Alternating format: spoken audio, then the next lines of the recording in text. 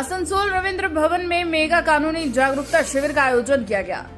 शिविर में एसएम के सचिव अर्बन गोस्वामी और जिला प्रशासन के अधिकारी मौजूद थे। पता चला है कि जिला विधिक प्रकोष्ठ प्राधिकरण द्वारा सेक्स वर्करों की कानूनी जागरूकता पर चर्चा करने के लिए यह कार्यक्रम आयोजित किया गया था। आसनसोल रविंद्र भवन में आज आयोजित कार्यक्रम में दरबार महिला समिति की कई महिलाओं ने हिस्सा लिया। इस दौरान सेक्स वर्करों के लिए कानूनी सहायता प्राप्त करने और इसे प्राप्त करने में कठिनाई होने पर क्या करना चाहिए, इस पर चर्चा की गई।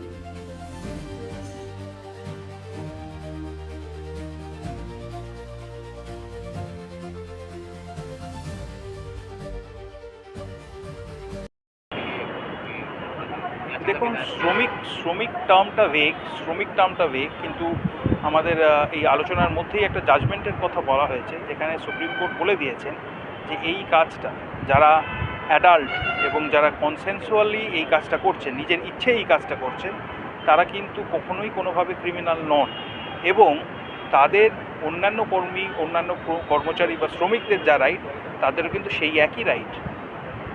হ্যাঁ, মানে তাদের হ্যারাস করার কোনো রাইট কিন্তু সমাজের কারণ নেই।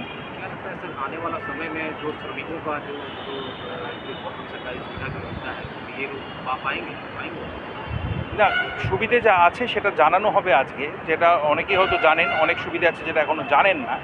এবার সেটা পাওয়া না পাওয়া, দেখুন থিওরিটিক্যালি পাওয়ার কথা, পেতে হয়তো কিছু অন্তরায় আসবে, কিছু সমস্যা হতে পারে। সেই সমস্যাটা যাতে না হয় বা হলে তাদের কিভাবে আমরা সাহায্য করব, সেই জন্যই আমাদের এখানে আসা। এই ইন্টারাকশানটা সেই কারণে।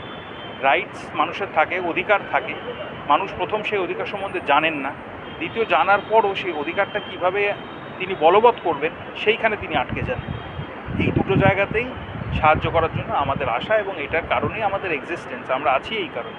স্টেট লিগাল সার্ভিসেস অথরিটিও এই কারণে আছে, হ্যাঁ, ডিএলএসএ প্রত্যেকটা ডিস্ট্রিক্টে, 23খানা ডিস্ট্রিক্টে যে ডিএলএসএ আছে, আমাদের এইটাই কাজ।